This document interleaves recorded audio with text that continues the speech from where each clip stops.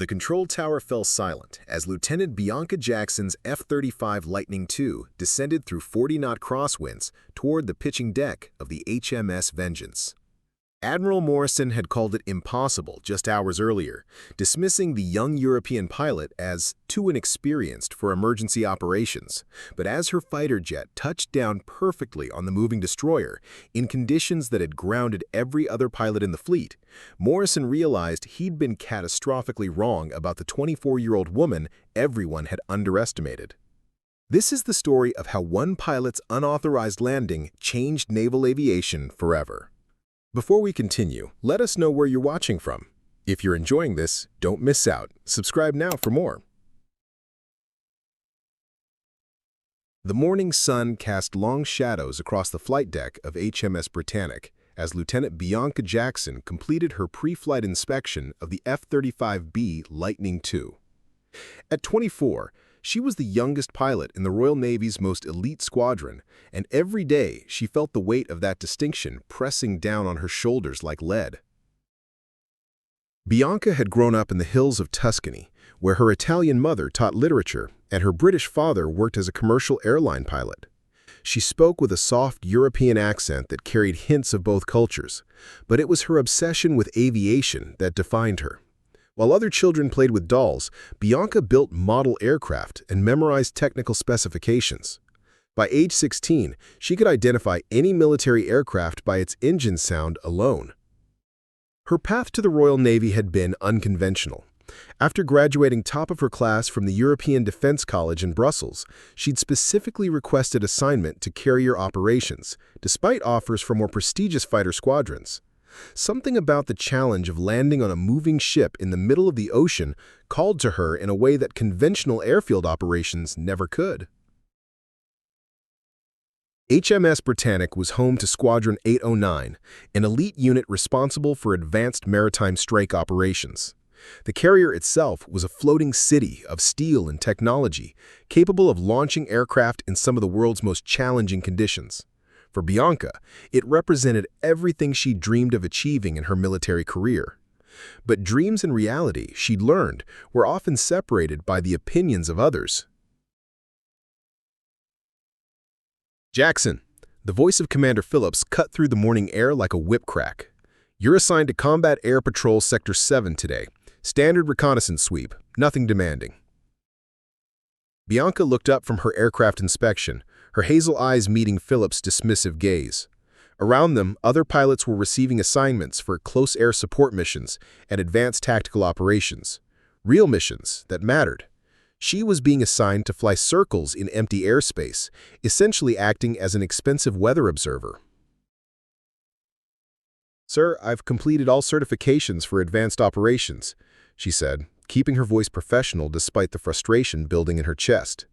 "My simulator scores are among the highest in the squadron." Phillips barely glanced at the tablet in his hands.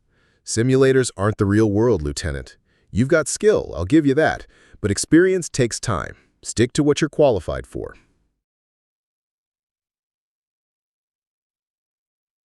The dismissal stung because it wasn't technically wrong. Bianca had logged fewer actual combat hours than most of her peers, though not by choice. Every time she'd volunteered for challenging missions, she'd been passed over in favor of pilots with more experience. It was a circular logic that trapped her in routine assignments, while others built the experience she was denied the chance to gain. As Phillips walked away, Bianca caught fragments of conversation from the mission briefing area. Today's operations included a complex multi-ship exercise involving precision strikes and emergency landing procedures. The kind of training that separated competent pilots from exceptional ones. The kind of training she desperately wanted to be part of.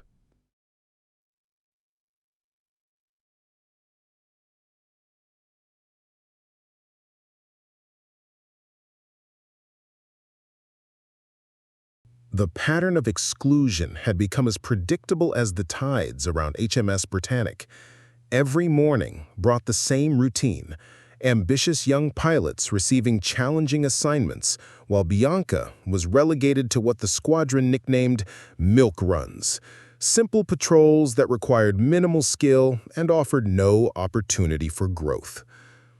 It wasn't that anyone questioned her technical competence. During simulator exercises, she consistently posted scores that ranked in the top 5% of the entire Royal Navy aviation program.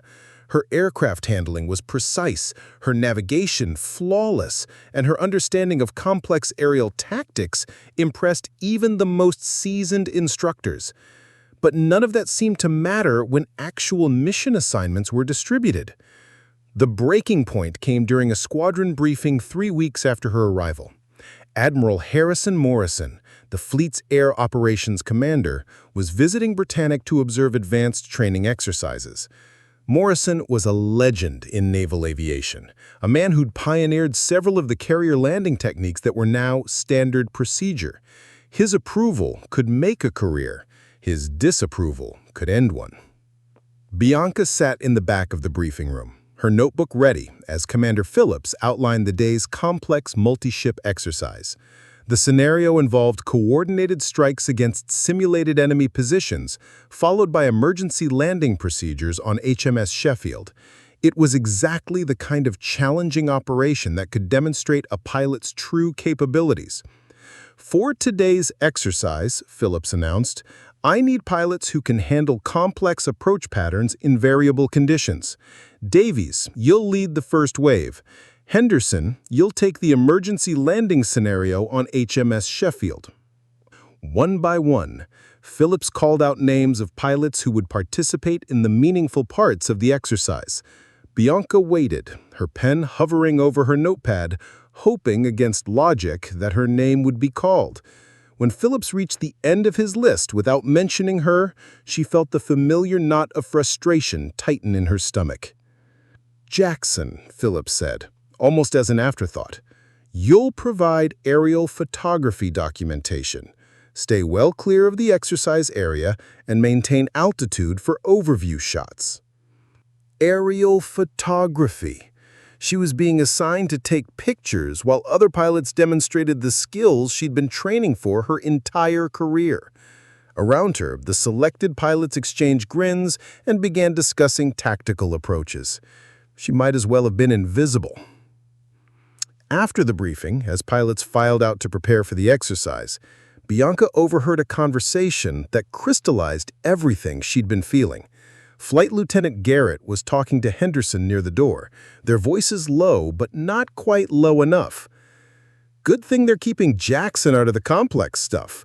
She's technically sound, but there's a difference between simulator work and real pressure situations." "Agreed. Plus, emergency landing procedures aren't something you want to experiment with. That's not the time for on-the-job training."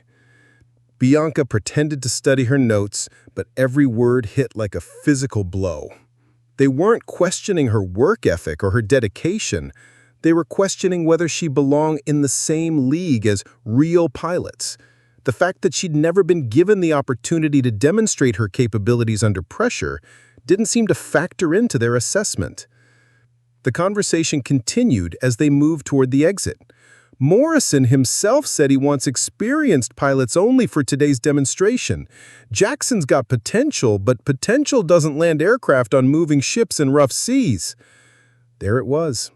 Admiral Morrison, the man whose opinion carried more weight than anyone else in naval aviation, had specifically requested that she be excluded from meaningful participation.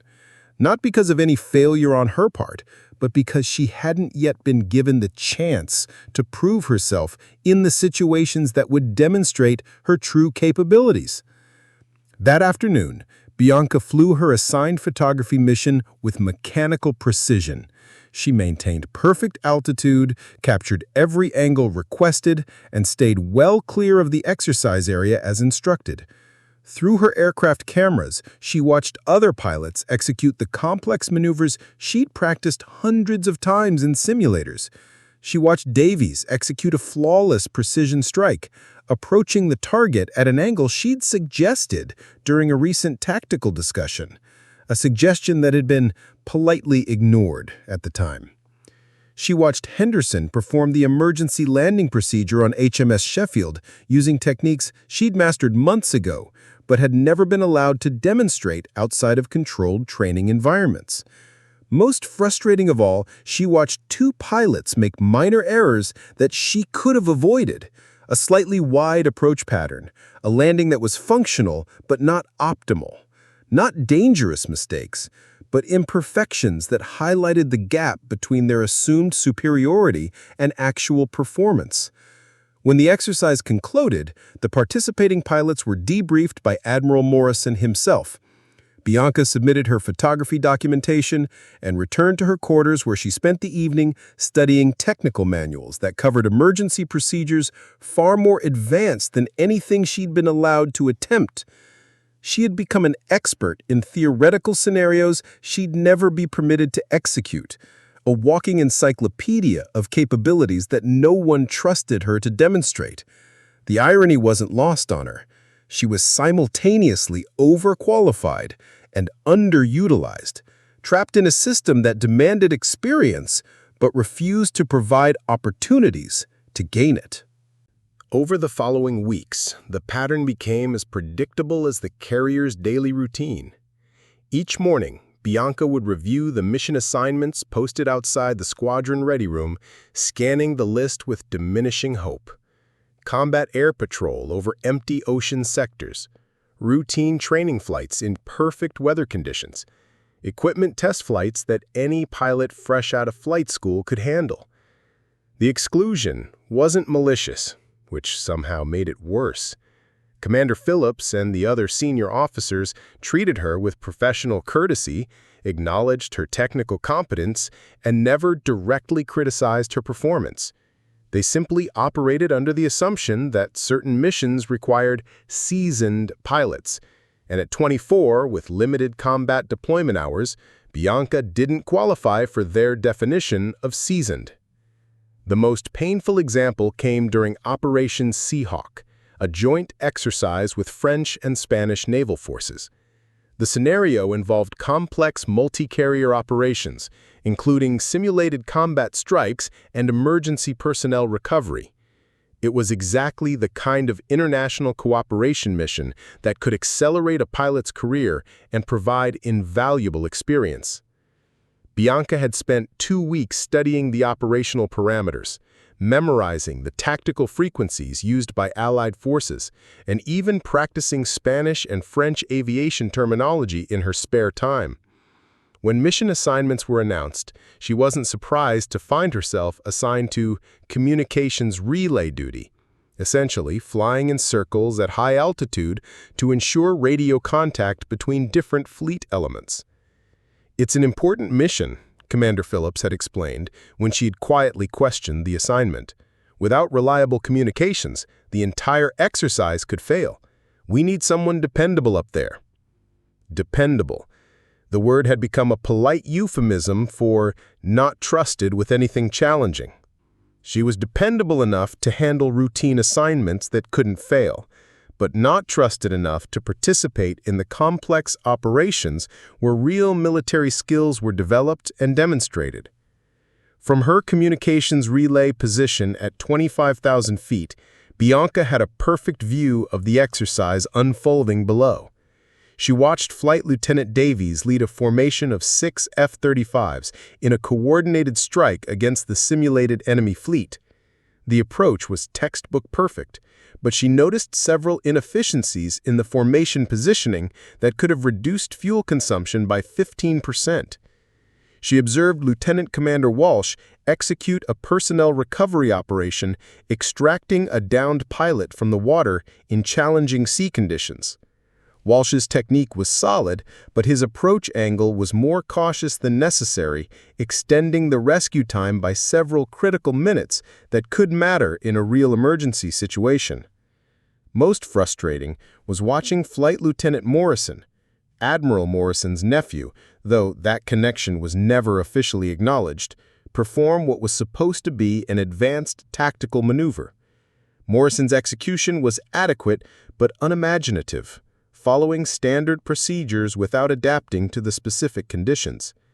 Bianca had developed modifications to that particular maneuver during her simulator training, improvements that could increase effectiveness by 20%, but no one had ever asked for her input. The exercise concluded with a debrief session, where participating pilots discussed lessons learned and tactical insights. Bianca submitted her communications logs and listened to conversations about complex decision-making under pressure, adaptive tactics, and real-world applications of theoretical training. All topics she understood thoroughly, but had never been allowed to experience firsthand. The pattern repeated itself with Operation Neptune's Trident, where she was assigned weather reconnaissance, while others conducted precision bombing exercises. During Exercise Poseidon's Shield, she provided aerial surveillance, while her squadron mates practiced emergency landing procedures on auxiliary vessels. Each assignment was technically important and professionally executed, but none challenged her capabilities or provided opportunities for advancement. She was becoming the squadron's most overqualified support pilot, essential for routine operations, but invisible when meaningful missions were distributed. The breaking point came during an informal conversation in the squadron mess hall. Bianca was reviewing flight technical bulletins when she overheard Flight Lieutenant Stevens discussing pilot evaluations with Henderson. They were seated close enough that she could hear every word, though they seemed unaware of her presence. "Jackson is a solid pilot, technically proficient, follows procedures perfectly, never makes mistakes on the routine stuff. But," Henderson prompted, clearly sensing an unspoken reservation, "but there's routine competence and there's combat leadership.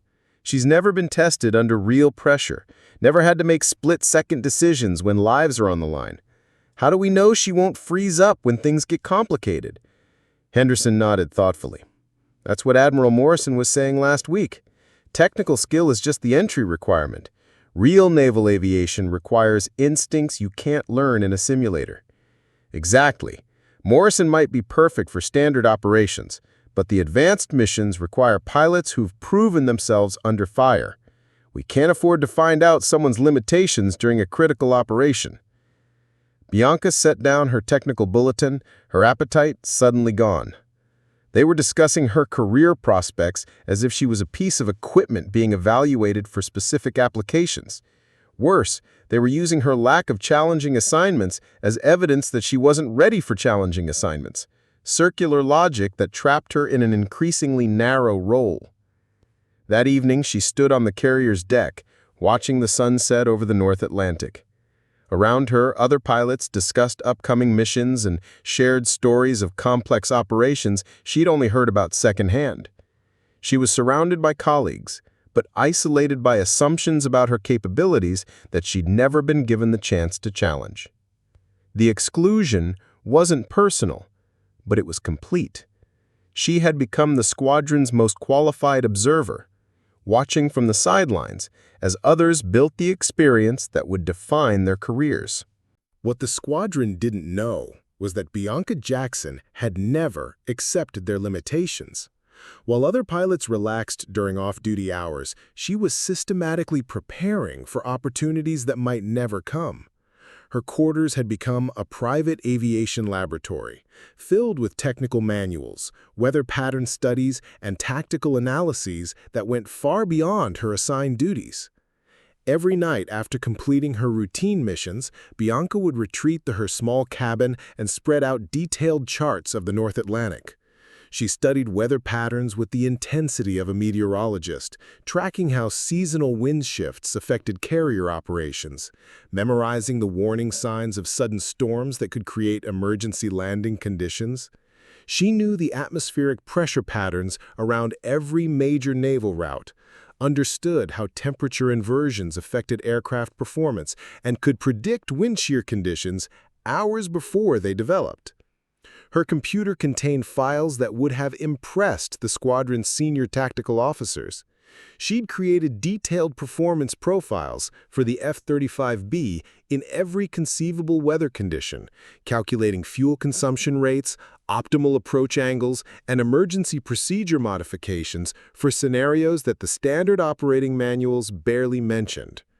While others relied on general guidelines, Bianca had developed specific protocols for landing on moving ships in crosswinds, tailwinds, and even the theoretical nightmare scenario of attempting carrier operations during severe weather. The inspiration for her most intensive preparation had come from a conversation she'd overheard between two maintenance chiefs. They'd been discussing the theoretical limits of carrier operations, specifically the maximum wind speeds at which aircraft could safely land on a moving ship.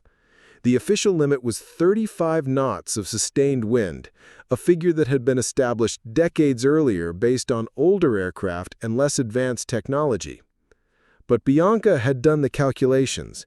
The F-35B's advanced flight control systems, combined with modern carrier stabilization technology, could theoretically handle much higher wind speeds. The limiting factor wasn't the aircraft's capabilities, it was pilot skill and the willingness to attempt procedures that had never been officially tested. She'd obtained technical specifications for every destroyer and carrier in the Royal Navy fleet, studying their deck dimensions, approach lighting systems, and emergency arrest gear configurations. She knew which ships had the most stable platforms in rough seas, which vessels had the best emergency medical facilities, and how to calculate the precise approach angles needed for different ship types moving at various speeds. Her simulator time had become legendary among the technicians who maintained the training equipment. While other pilots used simulators for required proficiency training, Bianca was running custom scenarios that pushed the system's limits. She'd programmed situations that the software designers had never intended to simulate. Landing approaches in 50-knot crosswinds, emergency procedures on ships moving at maximum speed, and recovery operations in conditions that would normally ground all aircraft. The simulator technicians, initially puzzled by her unusual requests, had become fascinated by her systematic approach to impossible scenarios. Chief Petty Officer Williams, who managed the simulator facility, had quietly begun documenting her performance in these extreme conditions. Her success rate in scenarios that should have been impossible was approaching 90%. "Lieutenant," Williams had said after one particularly challenging session, "I've been maintaining these simulators for 15 years, and I've never seen anyone consistently nail approaches that the software considers impossible." Bianca had smiled, wiping sweat from her forehead after 2 hours of intense concentration. "The software is based on average pilot capabilities and standard procedures, but there's always a margin between what's officially possible and what's actually possible with the right technique." Her physical training had become equally intensive. While squadron fitness requirements were met with routine gym sessions, Bianca had developed a regimen specifically designed for extreme stress situations. She practiced breathing techniques that would maintain cognitive function under severe G-forces, developed hand-eye coordination exercises that improved her response time in rapidly changing conditions, and built the kind of core strength that would allow her to maintain aircraft control when normal body positioning was impossible. She'd also quietly arranged for specialized training that wasn't available through official channels. During shore leave in Portsmouth, she'd spent time with civilian test pilots who specialized in experimental aircraft procedures. She'd learned techniques for flying in conditions that military pilots were trained to avoid, methods for maintaining control when standard procedures failed, and emergency recovery techniques that weren't covered in any military manual. Her language skills had expanded beyond the basic aviation terminology required for international operations. She'd become fluent in the technical aviation vocabulary of 12 different languages, understanding not just the words but the subtle differences in how various air forces approached complex flying situations. Knowledge gained from foreign aviation journals and technical publications that she'd systematically collected and studied. Most importantly, she developed what she privately called her Impossible Scenarios database, a collection of theoretical emergency situations that she'd researched, analyzed, and mentally rehearsed until she could execute complex responses without conscious thought. Situations like landing on a moving destroyer in severe weather, executing emergency procedures with multiple systems failures, or conducting rescue operations in conditions that exceeded all official safety parameters. None of this preparation was officially recognized or professionally credited. As far as the squadron was concerned, she was simply a competent pilot who handled routine assignments well. They had no idea that their most underutilized pilot had become their most comprehensively prepared aviator. The emergency call came at 14:37 on what had started as a routine Tuesday afternoon. Bianca was in the squadron ready room, updating her flight logs after completing another standard patrol mission, when the ship's general alarm began its urgent wailing. Within seconds, the calm atmosphere of HMS Britannic transformed into controlled chaos as personnel rushed to emergency stations. "All available pilots to the briefing room immediately," Commander Phillips' voice crackled over the intercom system. "Code Red emergency situation developing." Bianca dropped her paperwork and joined the stream of pilots hurrying toward the main briefing area. The tension in the corridors was palpable. Code Red emergencies were rare, typically involving imminent threats to life or critical mission failure. As she entered the briefing room, she saw Admiral Morrison himself standing at the front, his weathered face grim, with the kind of expression that meant someone's life hung in the balance. "Gentlemen, we have a situation," Morrison began without preamble. "HMS Warrior, operating 200 nautical miles northeast of our position, has suffered a catastrophic engine failure. They're dead in the water and taking on water in 8-foot seas with sustained winds of 40 knots. The assembled pilots exchanged glances. Those were severe conditions for any naval operation, well beyond the parameters for routine helicopter operations. Morrison continued, his voice carrying the weight of command decisions that could mean the difference between life and death. "Warrior's entire engineering crew is trapped in the lower compartments due to structural damage from the explosion. Their emergency pumps are failing, and they have maybe 4 hours before the ship becomes unsalvageable. The closest rescue vessels are 6 hours away, too late to save the crew." A map appeared on the briefing room's main display, showing the relative positions of HMS Britannic and the disabled destroyer. The distance was significant, but not impossible for fixed-wing aircraft. However, the real challenge became apparent as Morrison outlined the rescue parameters. "The only way to save Warrior's crew is immediate medical evacuation of the injured and emergency engineering support to stabilize the ship. We need to get a medical team and emergency equipment to that destroyer within the next 2 hours." Flight Lieutenant Davies raised his hand. "Sir, what about helicopter operations? The Sea King should be able to handle crew transfer in those conditions." Morrison shook his head grimly. "The winds are gusting to 50 knots, and Warrior's superstructure damage makes helicopter approach impossible. The debris field around the ship creates a no-fly zone for rotorcraft. Our only option is fixed-wing aircraft, but—" He paused, and Bianca could see the frustration in his expression. "The problem is landing capability. Warrior's flight deck is intact, but she's moving unpredictably in heavy seas with the ship rolling 15 degrees to either side and pitching 8 degrees bow to stern. Add 40-knot crosswinds, and you have conditions that exceed every safety parameter we've established for carrier operations." The room fell silent as the implications sank in. They were facing a scenario that required fixed-wing aircraft operations on a moving platform in conditions that were officially considered impossible. Commander Phillips was the first to speak. "Sir, with respect, those conditions are beyond the operational limits of any aircraft.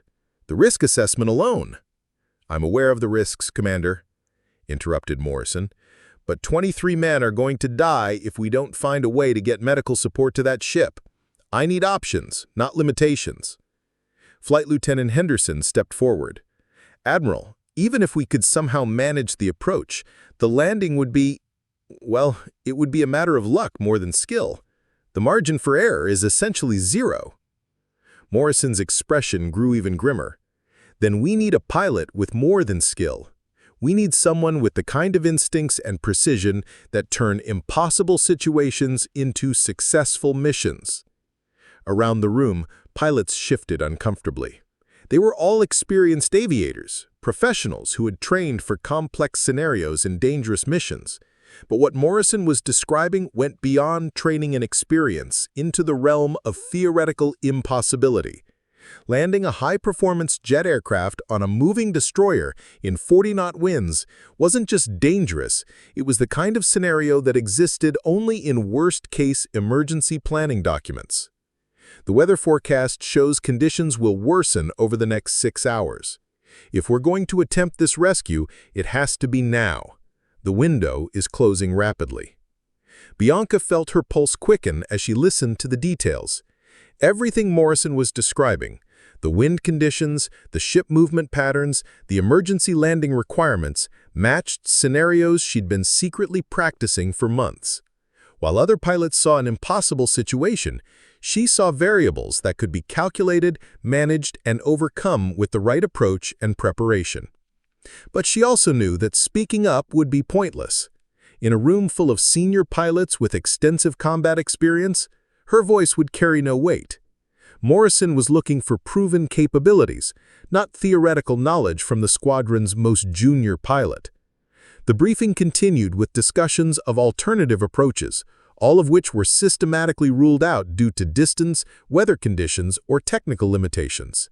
As the minutes passed, it became increasingly clear that HMS Warrior's crew was facing a situation that conventional military aviation couldn't solve. Bianca remained silent, but her mind was racing through calculations, approach angles, and emergency procedures that she'd practiced hundreds of times in conditions exactly like these. As the briefing continued, the full scope of the challenge became increasingly apparent. Admiral Morrison stood before a digital display showing HMS Warrior's position, wind speed data, and sea state information that painted a picture of conditions beyond anything the Royal Navy had ever attempted in operational circumstances. "I need pilot recommendations," Morrison announced, scanning the assembled aviators. "This mission requires someone with exceptional ship landing experience and the judgment to abort if conditions become unmanageable." Commander Phillips immediately stepped forward. "Sir, Flight Lieutenant Davies has the most carrier trap experience in the squadron. If anyone can handle variable deck conditions, it's him." Davies looked uncomfortable with the nomination. "Admiral, I appreciate the confidence, but I've never attempted anything approaching these conditions. Sustained 40-knot crosswinds with an unpredictably moving platform. It's beyond anything in our training protocols." "What about Henderson?" suggested Flight Lieutenant Walsh. "He's got extensive experience with emergency procedures and precision approach work." Henderson shook his head immediately. "Sir, I've studied the data, and frankly, I don't think this mission is survivable. The combination of wind speed, deck movement, and emergency approach requirements creates too many variables. We'd be risking a pilot's life on what amounts to a statistical impossibility." Morrison's jaw tightened with frustration. Around the room, other senior pilots were reaching similar conclusions. Flight Lieutenant Stevens declined, citing insufficient experience with extreme weather operations. Lieutenant Commander Walsh pointed out that his recent shoulder injury might compromise his ability to handle the physical demands of such a challenging approach. It was during this discussion that Bianca realized the fundamental disconnect between the squadron's perception of the mission and the actual requirements. The senior pilots were approaching the problem from the perspective of standard operating procedures, trying to apply conventional techniques to an unconventional situation. But everything Morrison had described fell within parameters she'd been secretly preparing for. She cleared her throat quietly and raised her hand. "Sir, I'd like to volunteer for the mission." The briefing room fell completely silent. Every head turned toward her, and Bianca could see expressions ranging from surprise to barely concealed disbelief. Admiral Morrison's eyebrows raised slightly as if he couldn't quite believe what he'd heard. Commander Phillips was the first to respond, his tone carrying a polite dismissal. Jackson, this isn't a routine patrol mission. We're talking about conditions that exceed the operational limits of carrier aviation. I understand the parameters, sir. I've studied extreme weather landing procedures extensively, and I believe the mission is achievable with the right approach techniques. Flight Lieutenant Davies turned in his chair to face her directly. Jackson, no disrespect, but you've never even performed a standard carrier landing in challenging conditions. This isn't the time for on-the-job training. Actually, I've logged over 200 hours in simulation training specifically focused on extreme weather carrier operations. I've studied the performance characteristics of the F-35B in high wind conditions and developed modified approach procedures for exactly this type of scenario. Admiral Morrison studied her for a long moment, his expression unreadable. Lieutenant Jackson, simulator time is valuable training, but this mission involves real-world conditions that could kill you if your calculations are incorrect. We're talking about landing on a moving ship in 40-knot winds during an emergency situation. Yes, sir, I understand. But I also understand that HMS Warrior's crew will die if we don't attempt the rescue. I've prepared for these conditions, and I believe I can successfully complete the mission. The room erupted in a buzz of concerned conversation. Flight Lieutenant Henderson leaned toward Davies and whispered, "She's got courage, but this isn't about bravery. This is about physics and experience." Commander Phillips stepped closer to Morrison, speaking in a voice that carried across the room, despite his attempt at discretion.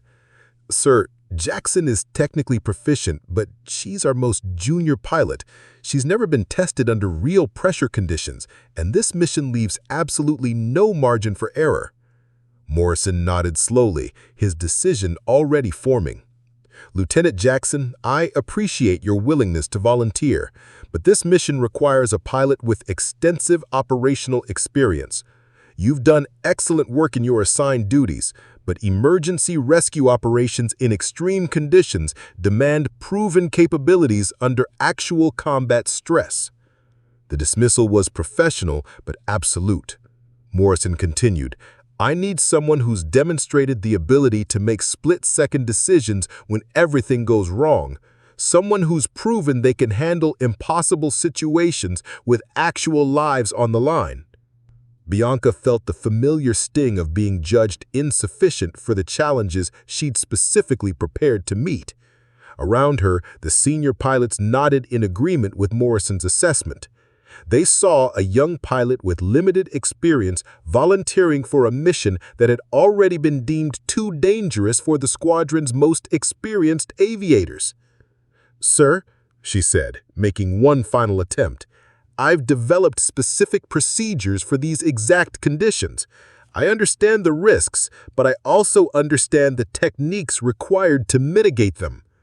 Morrison's expression softened slightly, but his decision remained firm.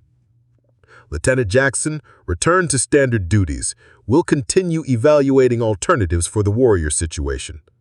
As the briefing continued without her input, Bianca realized that once again, her preparation and capabilities were being dismissed in favor of assumptions about experience and seniority.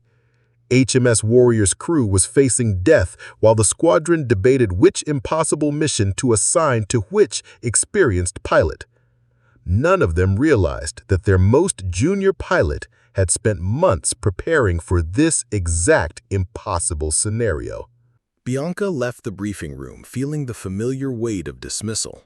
But this time, something was fundamentally different. This wasn't about her career advancement or proving herself to skeptical colleagues. 23 men were going to die, while the squadron's leadership debated which experienced pilot should attempt an impossible mission that none of them were actually prepared for.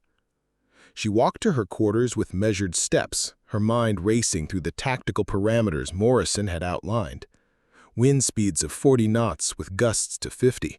A destroyer rolling 15 degrees and pitching 8 degrees in heavy seas.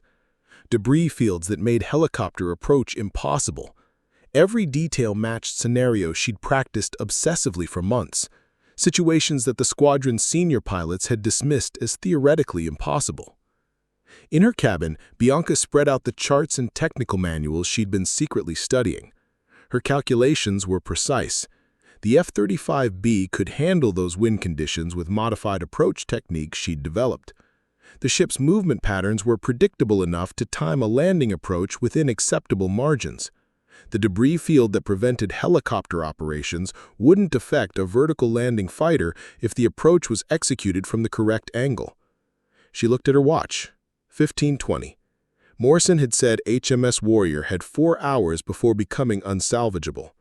The flight time to the destroyer's position was approximately 45 minutes, which meant she had a narrow window for action if she was going to save those lives. The moral calculus was brutally clear. She could follow orders, remain in her quarters, and watch 23 men die while senior officers debated the impossibility of a rescue she knew she could execute. Or she could disobey direct orders, risk her career and possibly her life, and attempt a mission that could save everyone aboard HMS Warrior.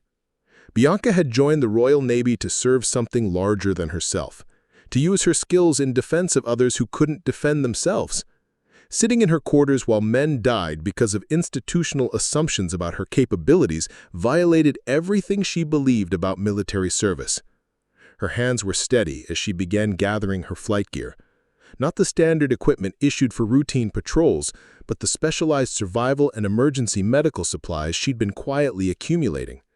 Her flight suit contained modifications she'd made for extreme weather operations, additional heating elements, improved grip surfaces for wet conditions, and communication equipment that would function in the electromagnetic interference created by severe storms.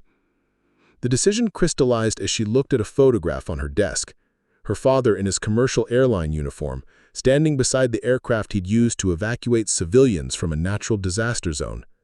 He had exceeded his operational authority that day, risking his career to save lives when official rescue operations had been deemed too dangerous. Years later, he'd been honored for that decision, but at the time, he'd faced the same choice Bianca was confronting now. Her preparation had been thorough enough to include contingency planning for unauthorized operations. She knew which corridors to avoid during shift changes, which maintenance personnel would be too busy to question an off-schedule aircraft preparation, and how to access her F-35B without triggering the normal mission authorization protocols. The risks were enormous. If she failed, she would die attempting an unauthorized rescue mission, effectively ending her career in disgrace. If she succeeded, but was court-martialed for disobeying orders, she might save 23 lives while destroying her own future in naval aviation. If she succeeded and was somehow vindicated, she would have proven that the squadron's leadership had been catastrophically wrong about the mission's feasibility and her capabilities. But the alternative, doing nothing while men died, wasn't acceptable. Bianca finished packing her gear and sat on her bunk for a final moment of reflection. She thought about the months of preparation that had led to this moment, the countless hours of studying weather patterns and emergency procedures that no one had asked her to master. She thought about the simulator sessions where she'd practiced impossible scenarios until they became routine. Most importantly, she thought about 23 men who were counting on a rescue that their own command structure had declared impossible. She opened her laptop and began typing a message to her parents, explaining her decision and the reasoning behind it. Not because she expected to die, but because she understood that her actions would have consequences regardless of their outcome. Her parents deserved to understand why their daughter had chosen to risk everything for people she'd never met. The message was brief and precise. I have the opportunity to save lives using skills that I've developed but have never been allowed to demonstrate. The official assessment is that the mission is impossible, but my analysis suggests otherwise. I cannot stand by and watch people die when I might be able to help them. If something happens to me, please know that I made this choice because you raised me to believe that our abilities come with responsibilities to others. She encrypted the message and set it for delayed transmission, time to send only if she failed to return to base within 12 hours.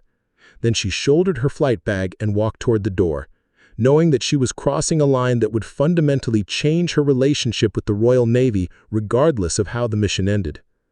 The corridor outside her quarters was empty.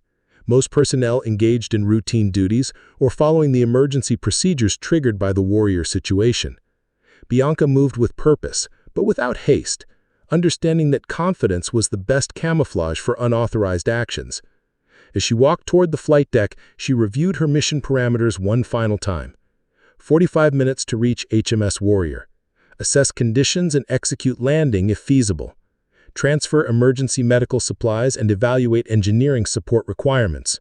Return to base if possible, or coordinate rescue operations from the destroyer if conditions prevented immediate departure. Simple objectives, with life or death consequences, and the command structure that had already determined the mission was impossible. Time to prove them wrong. Moving through HMS Britannic's corridors toward the flight deck required the kind of confident purposefulness that made unauthorized actions invisible. Bianca had studied the ship's routine extensively during her months aboard, understanding the rhythms of shift changes and maintenance schedules that would provide the best opportunity for unobserved aircraft preparation. The emergency situation surrounding HMS Warrior had created the perfect cover for her activities. Half the crew was engaged in monitoring communications with the disabled destroyer, while others were preparing equipment for potential rescue operations.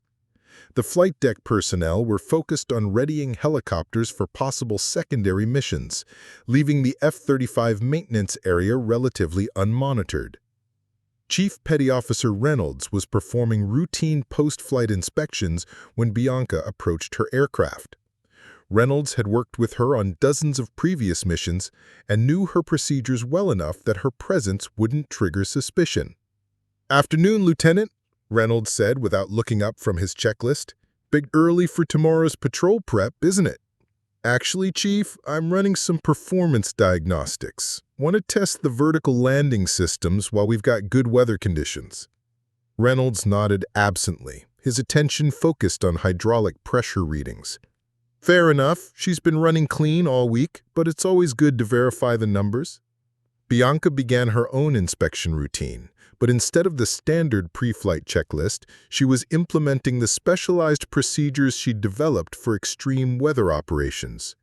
She checked the aircraft's weather radar systems, verified the functionality of emergency communication equipment, and confirmed that the flight control computers were loaded with the latest software updates for high-wind landing procedures.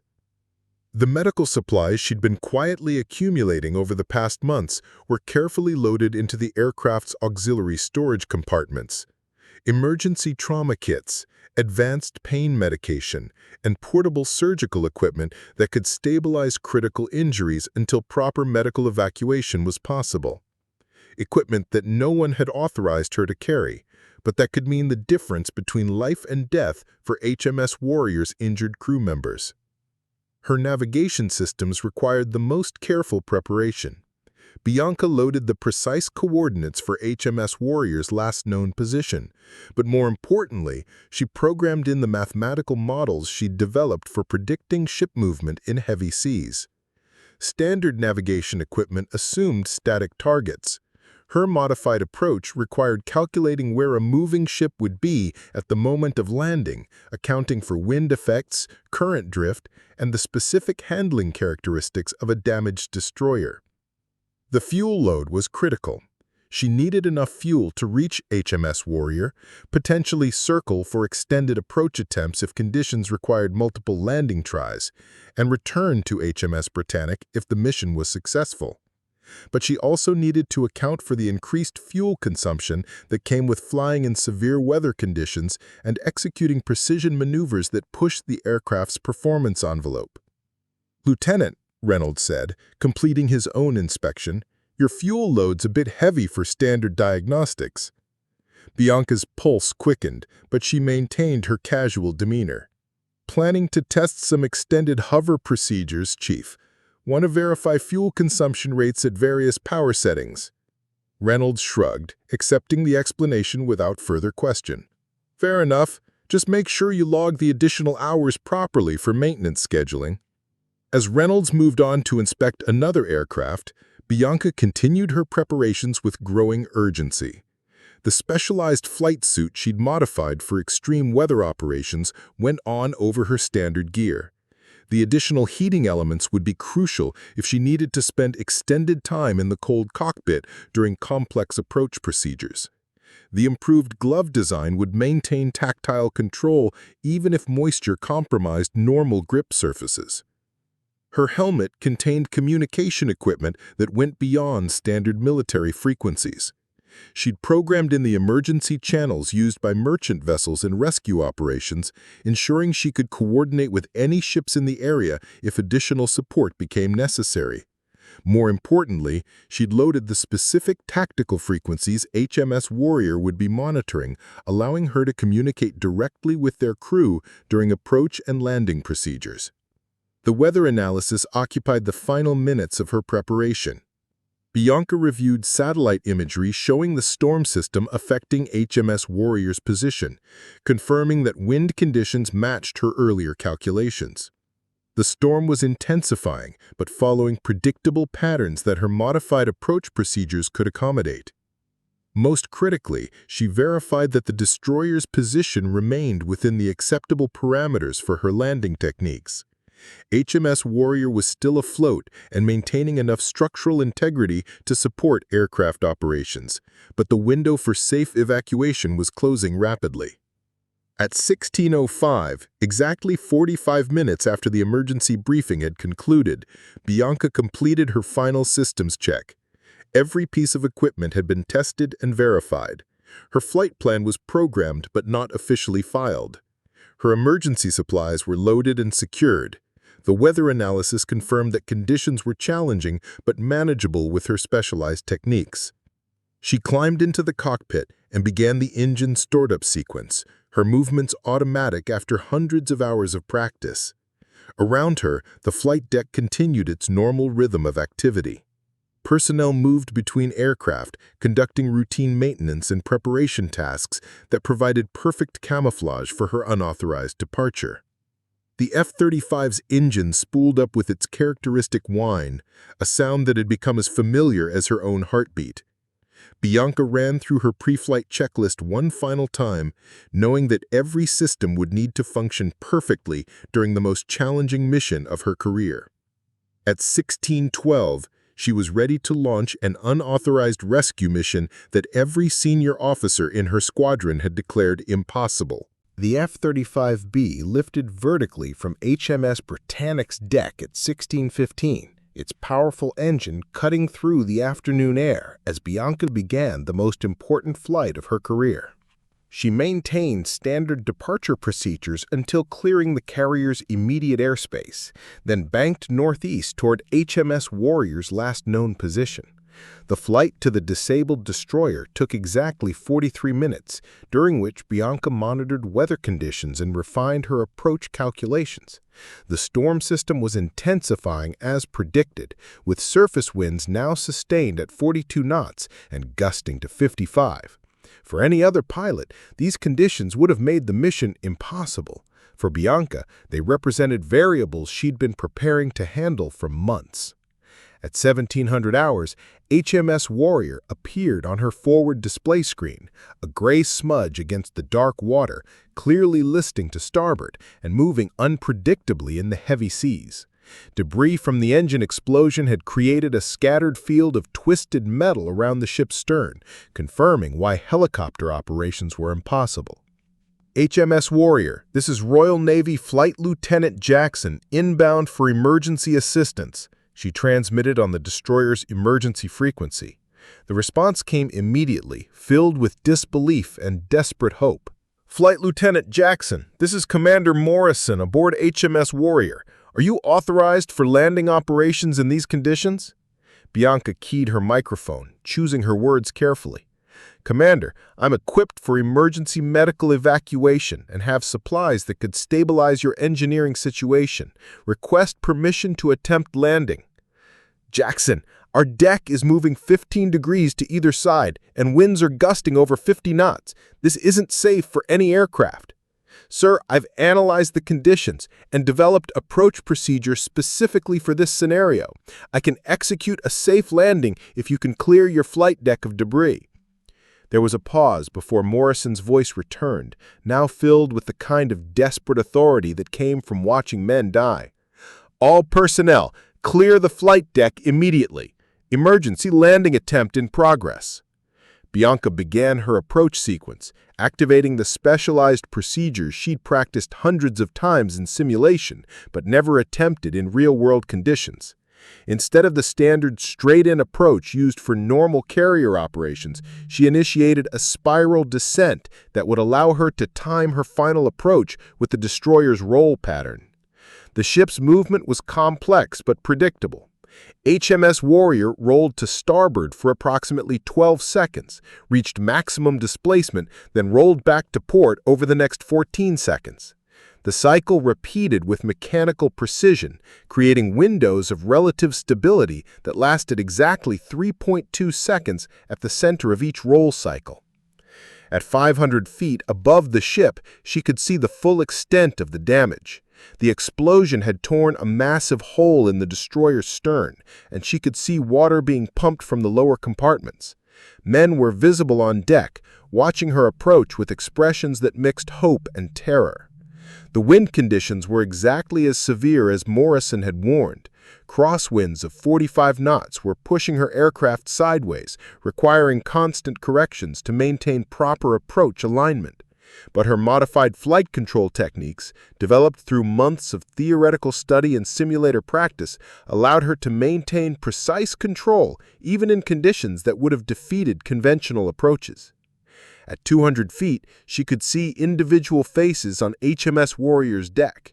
The destroyer was rolling more severely than her calculations had predicted, reaching 18 degrees to either side instead of the 15 degrees reported earlier. But her approach timing remained valid. The periods of minimum movement still lasted long enough for a vertical landing if executed with perfect precision. At 100 feet, Bianca initiated her final descent, timing her approach to intersect with HMS Warrior's deck during the brief moment of stability at the center of the ship's roll cycle. The wind was trying to push her aircraft toward the superstructure, but her carefully calculated power settings and control inputs held her position exactly where it needed to be. The deck rushed up to meet her landing gear at exactly 17:08. For a moment that seemed to last forever, her F-35 balanced on the pitching deck while wind tried to push it into the ocean. Then the magnetic landing system engaged, locking her aircraft to the destroyer's deck with a series of mechanical clanks that sounded like the most beautiful music she'd ever heard. HMS Warrior's crew erupted in cheers that she could hear even over her engine noise. Through her cockpit window, she could see men running toward her aircraft, their faces showing the kind of relief that came from watching the impossible become reality. She had done it. Against every assessment of senior leadership, contrary to every safety protocol in naval aviation, she had successfully landed a high-performance fighter aircraft on a moving destroyer in storm conditions that exceeded all operational parameters. But the mission was only half complete. She still needed to transfer medical supplies, assess the engineering situation, and somehow get both herself and HMS Warrior's crew safely off this rolling platform before the storm worsened or the ship's structural damage became critical. Bianca shut down her engine and began opening her canopy, knowing that the next phase of the operation would test her preparation in ways that no simulator could replicate. The real work was just beginning. The moment Bianca's boots touched HMS Warrior's deck, she understood why the situation was so desperate. The destroyer wasn't just damaged, it was actively dying. Water poured from emergency pumps positioned along the starboard side, and she could feel the ship's unnatural movement as it struggled to maintain stability with flooded compartments. Commander Morrison approached her aircraft, his face showing a mixture of gratitude and disbelief. "Lieutenant Jackson, I don't know how you managed that landing, but we've got 23 men trapped in the lower engineering compartments. The explosion buckled the main access hatch, and we can't get to them." "Sir, I've brought emergency medical supplies and cutting equipment," Bianca replied, pulling equipment bags from her aircraft's storage compartments. "What's the status of the trapped personnel?" "We lost communication 40 minutes ago. The water level was rising then, and we're not sure—" Morrison's voice trailed off, but the implication was clear. They might be too late.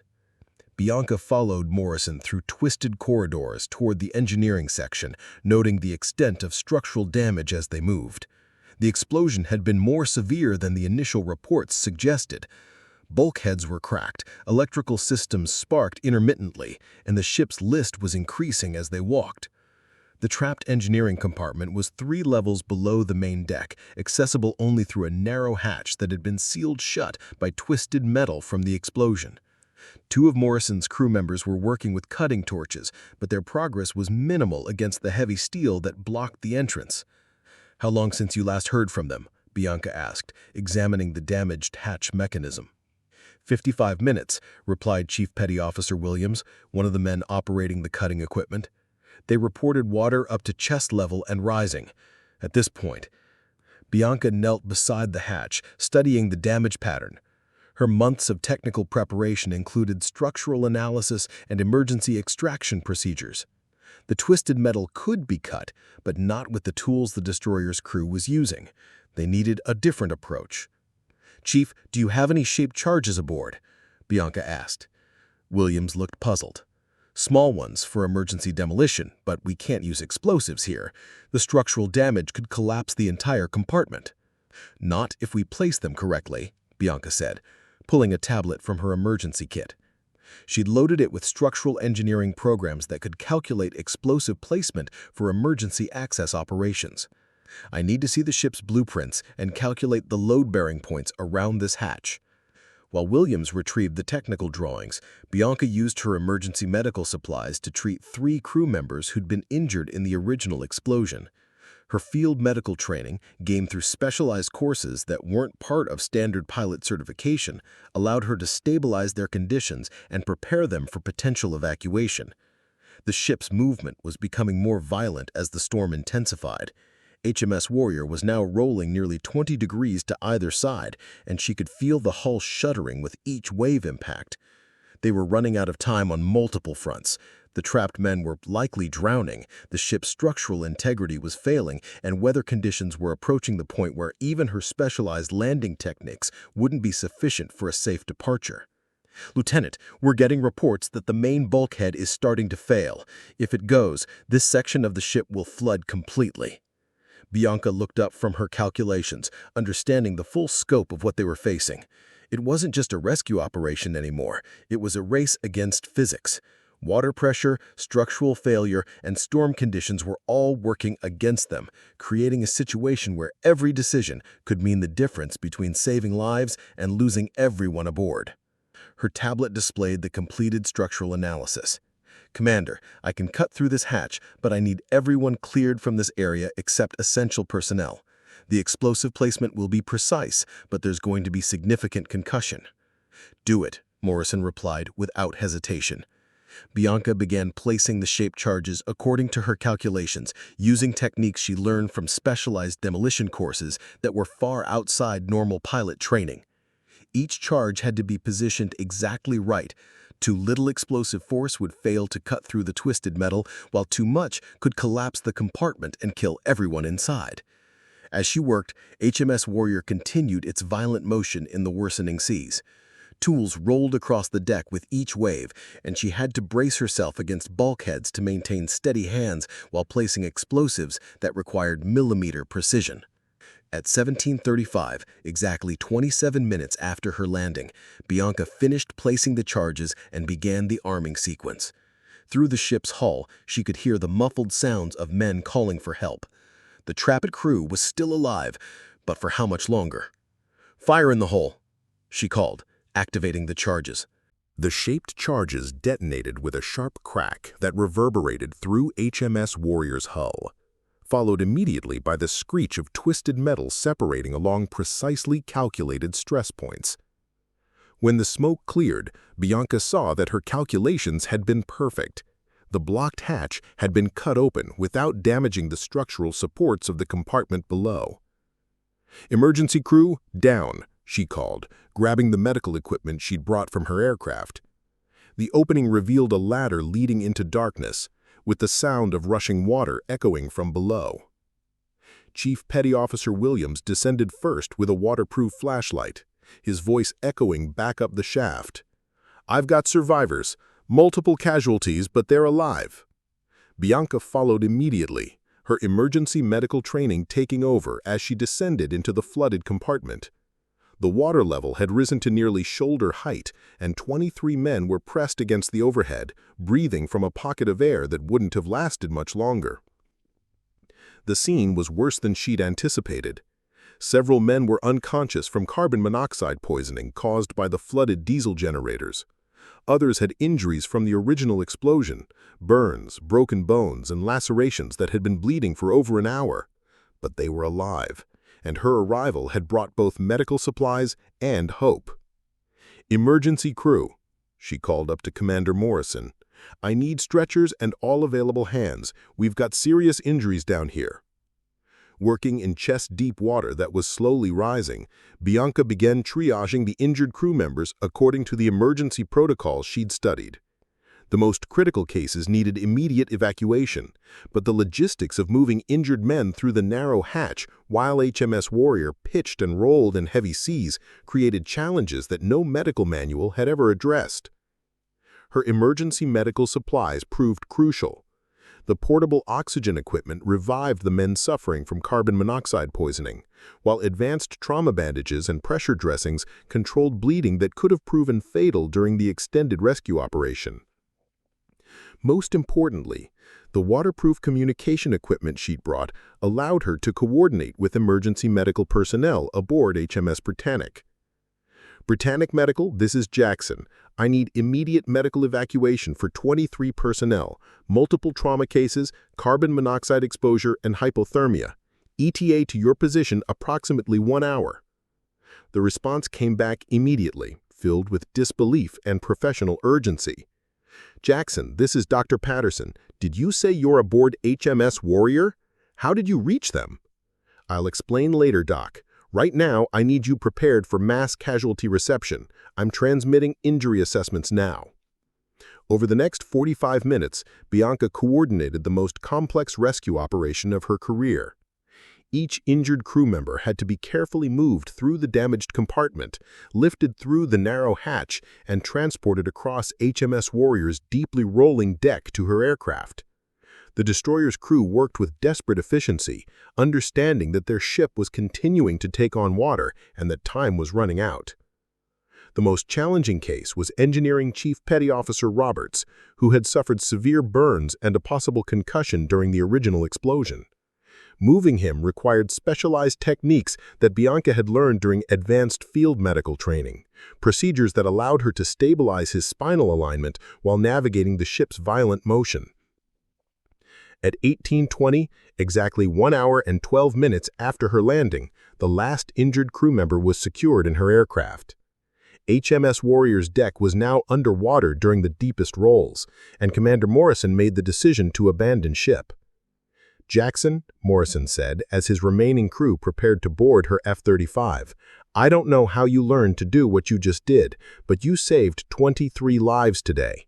That landing was impossible, and everything you've done since has been beyond anything I've seen in 30 years of naval service." Bianca was too focused on departure procedures to fully process the praise. Her aircraft was now loaded far beyond normal capacity, carrying injured personnel and emergency equipment in configurations that exceeded every safety protocol. But her months of preparation had included calculations for exactly these conditions: overweight takeoffs from moving platforms in severe weather. The departure from HMS Warrior was even more challenging than the landing had been. The destroyer was now listing 25 degrees and moving unpredictably as flooded compartments shifted the ship's center of gravity. The wind had increased to sustained 50-knot speeds with gusts approaching 60 knots. But Bianca's modified takeoff procedures, developed through extensive study of the F-35's performance envelope, allowed her to achieve vertical lift even under conditions that should have made flight impossible. At 18:28, her overloaded aircraft cleared HMS Warrior's superstructure and began climbing towards safety. Through her rear display screens, she watched the destroyer's final moments. At 18:35, HMS Warrior's main bulkhead finally failed, and the ship disappeared beneath the North Atlantic waves. 7 minutes later, and everyone aboard would have been lost. The medical evacuation of HMS Warrior's survivors created chaos on HMS Britannic's flight deck, with emergency personnel rushing to transport injured men to the carrier's medical facilities. In the midst of this activity, Bianca found herself standing alone beside her F-35, watching the organized confusion she'd made possible through her unauthorized mission. The confrontation she'd been expecting came within minutes of her landing. Admiral Morrison appeared through the crowd of medical personnel, his expression unreadable as he approached her position. Behind him walked Commander Phillips and several other senior officers, their faces showing a mixture of disbelief, anger, and grudging respect. "Lieutenant Jackson," Admiral Morrison said, his voice carrying across the flight deck despite the noise of emergency operations around them. "You were ordered to remain on base." Bianca straightened to attention, knowing that this moment would define the rest of her naval career. "Yes, sir. I disobeyed direct orders." "You conducted an unauthorized flight into conditions that we had determined were beyond the capabilities of any pilot in this fleet," Morrison continued, his tone growing sharper. "You risked not only your own life, but a multi-million-dollar aircraft on a mission that every senior officer declared impossible." "Yes, sir," Bianca replied, keeping her voice steady despite the adrenaline still coursing through her system. Commander Phillips stepped forward, his anger barely controlled. "Jackson, do you understand the implications of what you've done? You've violated every principle of military discipline and chain of command. If every pilot decided for themselves which orders to follow, we'd have chaos instead of an effective fighting force." The gathered crowd of personnel had grown silent, understanding that they were witnessing a confrontation that would have far-reaching consequences. Even the medical teams paused in their work to observe the exchange between the young pilot who'd accomplished the impossible and the senior officers who declared it couldn't be done.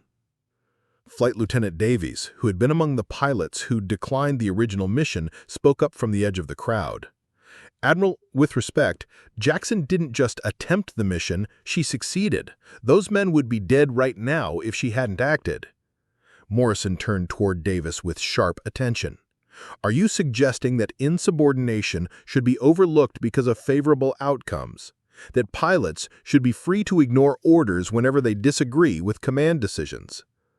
The question hung in the air, highlighting the fundamental tension between military discipline and individual initiative. Around them, HMS Warrior's rescued crew members were being transported on stretchers, living proof that Bianca's unauthorized actions had saved lives that would have otherwise been lost. Commander Morrison from HMS Warrior, now wrapped in emergency blankets but insisting on remaining on deck, approached the group. His voice was hoarse from smoke inhalation, but his words carried absolute conviction.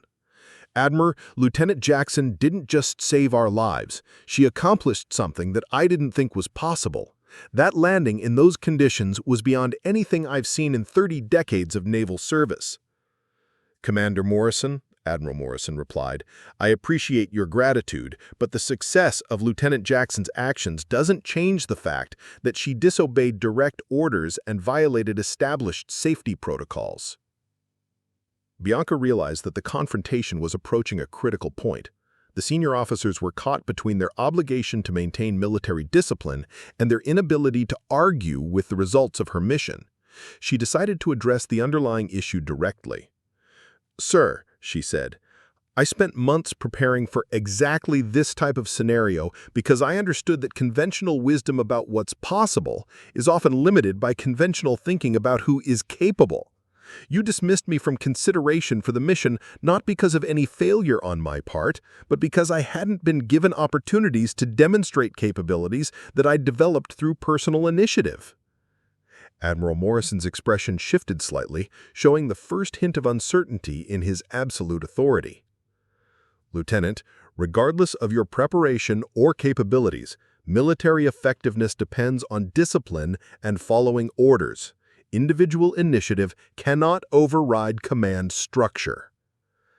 "But sir," Bianca continued, "military effectiveness also depends on accomplishing missions and saving lives. Sometimes those objectives require actions that exceed established protocols." The crowd had grown larger, with more personnel gathering to witness the exchange. Among them were pilots, maintenance crews, and medical personnel who understood the technical difficulty of what Bianca had accomplished.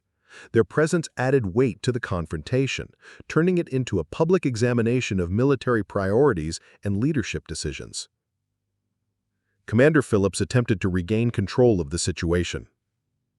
"Jackson, your actions were successful this time, but they could have easily resulted in additional casualties and the loss of a valuable aircraft. How do you justify taking those risks without authorization?" Bianca's answer was simple and direct. "Because the alternative was watching people die while we debated whether someone should try to save them." 6 months after the HMS Warrior rescue, Lieutenant Commander Bianca Jackson stood in the same briefing room where she'd once been dismissed as too inexperienced for challenging missions. But everything had changed. The search and rescue patch on her shoulder carried weight that her previous logistics assignments never had. And when she spoke, the entire Royal Navy's aviation community listened. The investigation following her unauthorized rescue mission had lasted 3 weeks, during which her actions were scrutinized by officials from the Admiralty, aviation safety boards, and military legal experts. The conclusion had been unprecedented. While her violation of orders was officially reprimanded, her innovative techniques and successful rescue of 23 lives had earned her the Distinguished Flying Cross and immediate promotion to squadron leader of the newly formed Emergency Maritime Rescue Division. "The weather conditions in Grid 7 are severe but manageable," she told the assembled rescue team, pointing to satellite imagery on the briefing room's main display. "Sustained winds of 35 knots with gusts of 45, but the approach angle from the southeast provides adequate wind shadow from the disabled tanker's superstructure." Captain Williams, now her direct superior, nodded approvingly. "Time frame for the operation: 40 minutes to reach the vessel, 30 minutes for personnel transfer, and return flight time of 45 minutes. Weather window gives us 2 hours before conditions deteriorate beyond our operational capabilities." "Acceptable margins," Williams concluded. "Jackson, your lead on this one. Take Davies and Henderson as backup pilots." Lead on this one. Even after dozens of successful missions, Bianca still felt a thrill at those words. She'd proven herself repeatedly that the assumptions about her limitations had been catastrophically wrong, and now she was training other pilots to exceed the boundaries of what naval aviation had previously considered possible. Flight Lieutenant Davies, one of the pilots who'd initially questioned her capabilities, approached her after the briefing. "Bianca, I wanted to thank you again for what you taught us about advanced weather approach techniques. That certification you developed has already saved lives in 3 different rescue operations." Bianca smiled, adjusting her flight suit. "The techniques work because they're based on actual aircraft capabilities rather than arbitrary safety margins. We just needed someone willing to test the boundaries." Davies nodded seriously. "I have to admit, when you volunteered for the Warrior mission, I thought you were either incredibly brave or completely insane. Turns out you were both, and that's exactly what the situation required." As her team prepared for deployment, Bianca caught sight of a familiar figure entering the briefing room. Admiral Morrison, now approaching retirement but still overseeing major naval aviation operations, walked toward her with an expression that had evolved from skepticism to genuine respect over the past months. "Commander Jackson," he said, his tone carrying none of the dismissive authority she remembered from their first confrontation, "I wanted to review the new protocols you've developed for extreme weather carrier operations. The Admiralty is considering making them standard procedure for the entire fleet." The irony wasn't lost on either of them. The same techniques that Morrison had dismissed as theoretical impossibilities were now being studied for implementation across Royal Navy aviation. Bianca's unauthorized rescue had become the foundation for revolutionizing maritime emergency response capabilities. "Sir, the key insight is that aircraft capabilities almost always exceed the operational limits we establish for them. The F-35B can handle much more severe conditions than our safety protocols suggest, but only if pilots are trained in the specific techniques required for extreme weather operations." Morrison studied the technical documentation she'd developed, pages of calculations and procedures that represented months of preparation that no one had known about. "Jackson, your work has changed how we think about what's possible in naval aviation. More importantly, it's changed how we evaluate pilot capabilities and potential." As the mission alarm sounded, indicating time for deployment, Bianca shouldered her gear and headed toward the flight deck. Her team fell in behind her. Pilots who'd learned that excellence wasn't about following conventional wisdom, but about pushing beyond accepted limitations. Walking across the carrier's deck, she reflected on the journey that had brought her to this moment. She was no longer the overlooked young pilot who'd been relegated to routine assignments while others flew meaningful missions. She was Emergency Rescue Commander Jackson, someone whose opinion shaped policy, whose techniques saved lives, and whose determination had proven that being underestimated was often the first step toward exceeding expectations. The helicopter lifted off into the afternoon sky, carrying Bianca and her team toward another rescue mission.